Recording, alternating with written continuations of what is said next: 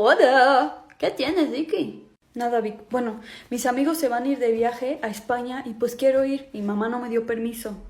Ricardo, hazle como le hago yo. Le pides primero algo mucho más grande y una vez que le pidas eso lo va a ver como algo muy insignificante porque ya le pediste algo más grande y te va a decir que sí.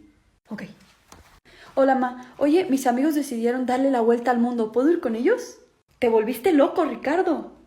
Bueno, ¿al menos puedo ir a España? No. Hola, mami. ¿Me puedo quedar un pedacito que me encontré en la calle? Es decir, Ricardo se quiere ir de España. Sí, mi amor, quédate el perrito. ¿Me usaste? No, solo quise darte un ejemplo. Adiós.